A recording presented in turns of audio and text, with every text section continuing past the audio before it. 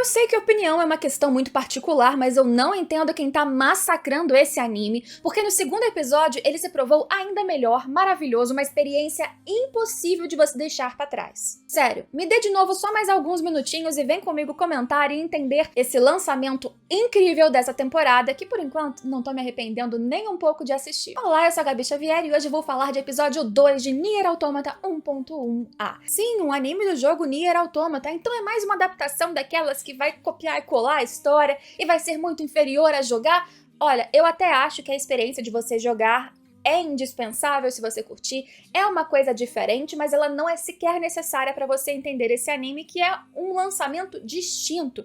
Tão distinto que nesse segundo episódio, a gente inclusive já começou a ver algumas diferenças, algumas inclusões, expansões do universo. E isso que faz a diferença, e é isso que Yoko Taro, que é o criador que está ativamente participando disso tudo, falou que para ele era necessário para ele aprovar o projeto. Tem que ser uma experiência diferente, e o episódio 2 mostrou que é.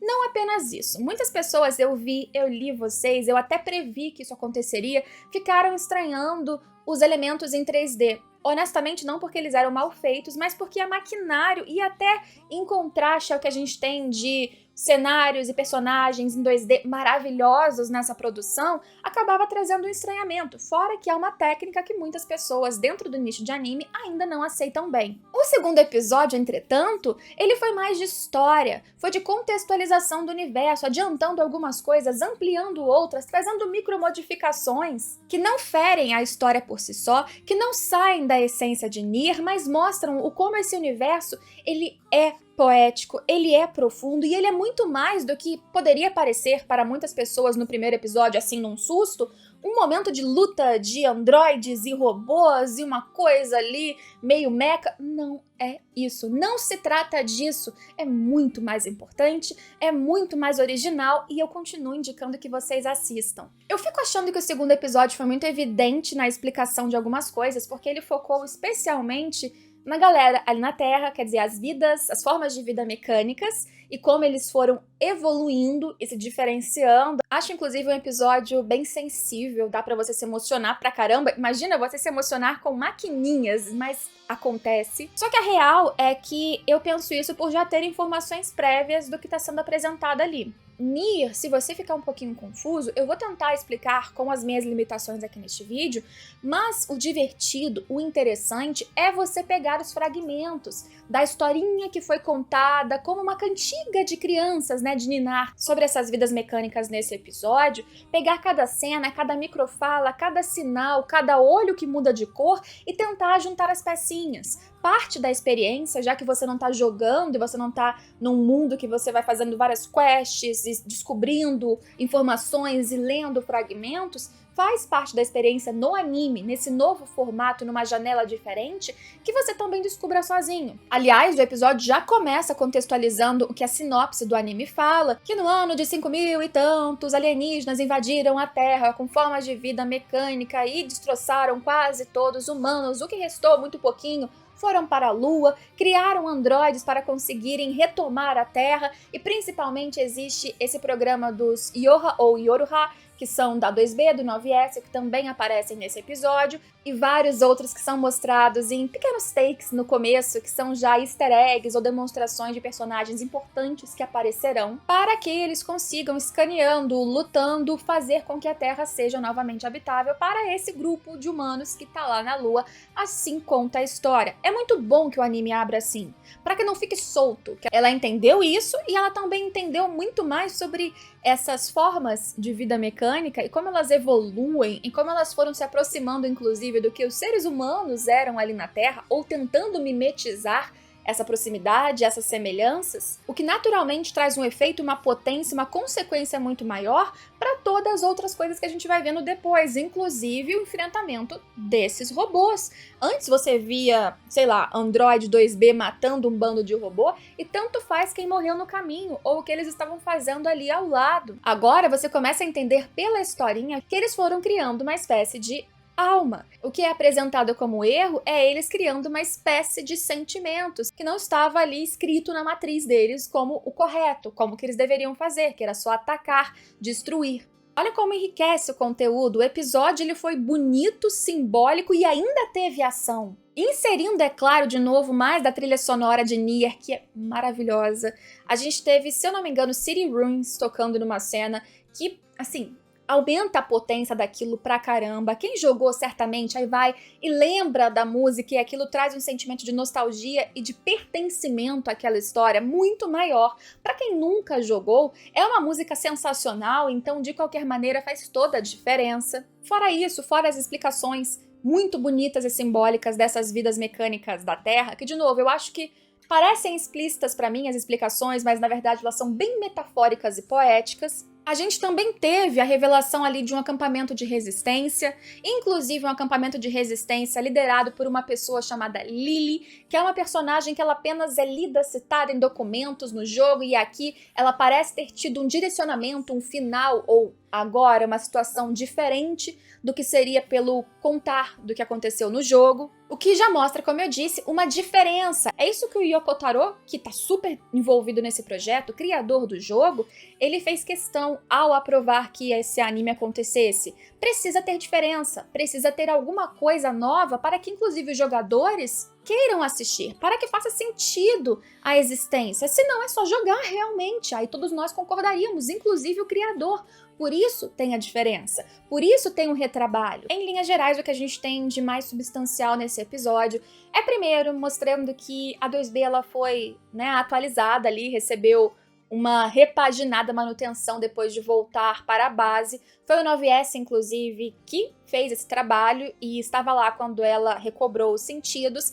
E tem a frase importantíssima e interessante dela falar agora, parecendo, que deixou memórias para trás da interação dos dois, o como a voz dele lembra ela, dá uma sensação de conforto.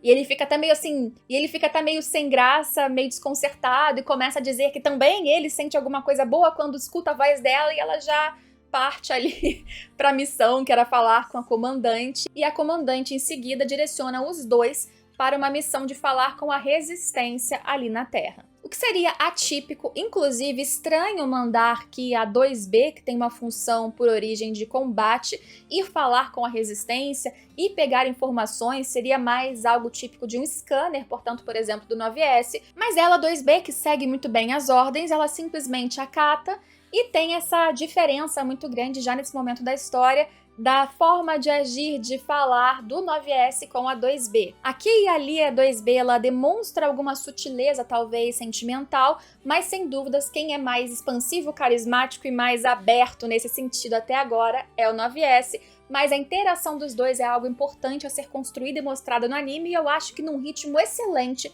isso tá caminhando. Nós também vimos, como eu disse, a própria resistência, que aqui no anime tem a líder Lily. Entre várias outras pessoas, tem um destaque interessante já aqui para duas gêmeas, que foram mostradas explicitamente como androides que ajudam na recuperação. Elas fazem isso, tem essa função em determinado momento do episódio.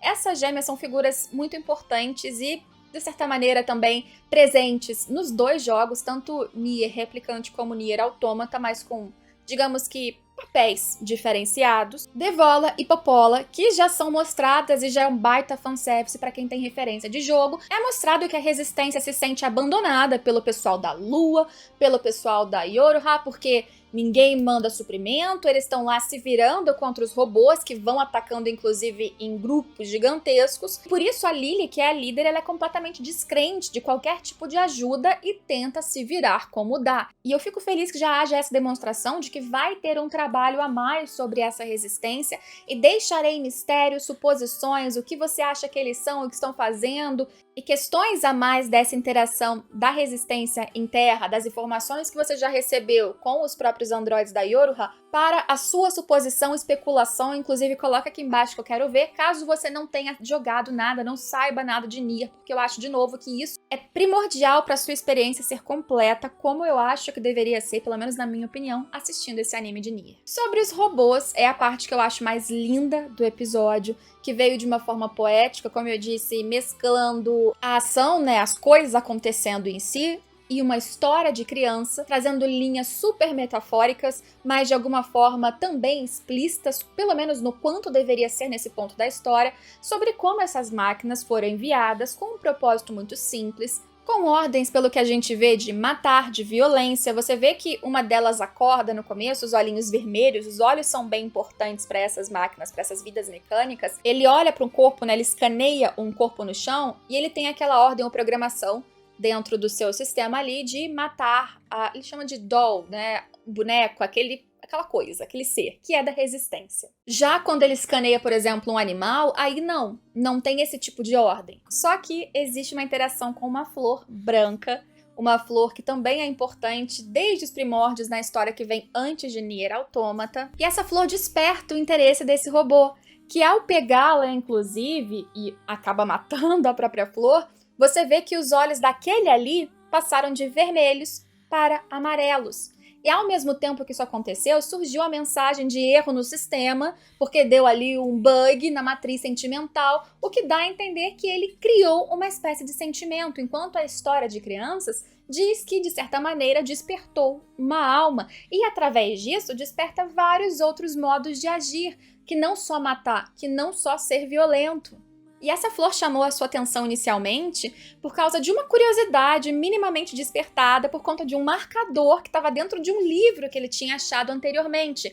Era a mesma flor nesse marcador, então quando ele viu na realidade, aquilo aguçou uma curiosidade que saía do seu padrão de ordem, do que ele deveria fazer por função. E assim que seus olhos ficam amarelos e ele dá esse bug na matriz sentimental, ele sai para um padrão completamente diferente. Ele vai, planta sementinhas e fica o dia inteiro ali abaixado, esperando começar a brotar o primeiro raminho, nascer a primeira flor, e ele sai desse padrão faz com que outros ali comecem a ficar curiosos, cada vez mais perto, chegando, se interessando por aquela nova atividade. Porque antes disso, ainda dá a entender que aquele robô, ele leu sobre os humanos, ele assistiu sobre os humanos, ele teve um bloco de informações, de atitudes, de modos de agir, que também o influenciaram no momento em que ele encontrou aquela forma de vida. E à medida em que ele startou essa mudança, vários outros foram fazendo a mesma coisa e entrando nessa dinâmica, mas o quanto os campos dessas flores vão crescendo na tela nesse episódio é equivalente ao tanto de mudança na mentalidade, na forma de agir, na razão de existência, na verdade, de algumas dessas formas mecânicas ali na Terra. Eles não são mais robôs que vão atacar. Ao longo do episódio você vê que eles sequer têm qualquer atitude agressiva quando eles são atacados. Eles são atacados até mesmo pelos irmãos, né? Eles chamam de irmãos os outros robôs, eles não têm essa maldade por aqueles que estão vindo de olhos vermelhos os atacarem, e eles são eventualmente destruídos. E eles morrem ainda com toda essa bondade, com tudo isso que eles construíram dentro deles, que eles evoluíram para outra coisa, mas que para além daqueles que se identificam e mudam também, mudam as cores dos olhos e passam a agir diferentemente, os demais que não tiveram essa chavinha, eles não percebem. A galera da resistência também não. Eles veem que mudou o padrão, mas quando eles estão sendo atacados por vários outros e tem um ali no meio, na ponte, que está sendo levado junto e vai morrer com toda a explosão e vai ser uma vítima nesse caos, eles não querem saber. Mas a gente sabe. E isso, como eu disse, traz todo um novo peso e significado para essa guerra e para todas as consequências de ações que a gente vai vendo de destruição também em relação a esses robôs. Um deles que cai no momento em que a resistência está encurralada, não consegue, o explosivo falhou, ali ele está prestes a atirar e de repente chega a 9S2B, explodindo tudo e ele cai. A gente vê inclusive que ele, que tinha os olhos amarelos, ele parte para o verde. Essa mudança de olhos não só te contextualiza melhor sobre qual robô, quem é mais agressivo, quem não é agressivo, mas em simbologia de cores eu também acredito que seja muito importante. O vermelho, ele é mais ligado também ao ódio, à agressividade, à passionalidade. Se a gente colocar numa linha, uma régua de transição, eu acredito que inclusive o verde geralmente seja mais associado até do que o amarelo em si, por contexto, a uma paz. O verde é natureza, o verde é aquilo que cresce, o verde é a esperança. Então que dó você ver isso acontecendo. Imagina, no primeiro episódio que você viu aquela ação crua e seca acontecendo, de 2B destruindo um bando de robô, talvez você não imaginaria que sentiria algo por essas mesmas criaturas. E o quão mais complexas elas podem ser do que apenas esse episódio mostrou. Tem muito mais pra gente caminhar. Algo mais importante pra gente falar no encontro de 2B e 9S com a galera da Resistência. A Lily, ela tem um comportamento agressivo quando vem esses que são salvadores, afinal, toda a ajuda que ela acreditava que não viria, veio. Eles destruíram aquela horda toda gigantesca, é inclusive o único momento que a gente tem um breve trecho com os equipamentos ali em 3D, mas ela pega uma arma e aponta pra 2B, só que ela não chama de 2B, ela chama de número 2, tá? Mas fica claro que ela se referiu a outro nome para essa figura e ela agiu de forma agressiva em direção a ela. Agora, o porquê, aí eu deixo pro futuro, lembrando que, de qualquer maneira, esse ambiente está sendo expandido com micromudanças, mantendo toda a essência e tudo que formou o Nier Automata. Por enquanto, tô super esperançosa. Acho que para qualquer um que jogou, que não sabe no que tá entrando aqui nessa história, tá valendo muito a pena, e se tá melhorando é sempre um bom sinal. Então, se quiserem que eu continue comentando a cada semana, não se esqueçam, deixem aqui embaixo os comentários, digam o que vocês também estão achando. No pós-crédito, de novo, a gente teve a referência do pod, que a gente vai ter todos os finais, é a missão do anime, e os fantochezinhos de 9S e 2B pegaram uma carta de uma criança, e a criança, na verdade, é o Yoko Taro. É o nome, né, do criador, e ele faz umas perguntas, eu não lembro agora, como recuperam energia, aí falam que é através da água, explicam aqui a diferença e tal, dos Yoruha pros androides comuns, e aí depois ele pergunta, e o chip e tal, e daí vai a 2B tirar o chip pra ver o que ele faz, e pronto, ela morre, né? E esse é um dos finais também possíveis do jogo. Então os finais mais bizarros, grotescos, engraçadinhos, provavelmente estarão sempre vinculados a esses fantoches, a esses pós-créditos, o que eu acho sensacional. Como missão, eles abraçaram trazer todos os finais, fora, claro, trazerem um novo caminho, uma nova jornada que já tá sendo traçada neste anime, que pra mim, como eu disse, de novo, tá sendo muito bom e eu não canso de falar. Mas eu quero saber de vocês, então me conta aqui embaixo, e espero que vocês queiram continuar assistindo mais vídeos sobre Nier, porque eu quero continuar falando. Então, com muita esperança, espero vocês em todos os próximos vídeos. Não esqueçam de se inscrever, deixar o joinha, que ajuda pra caramba. Tchau, tchau!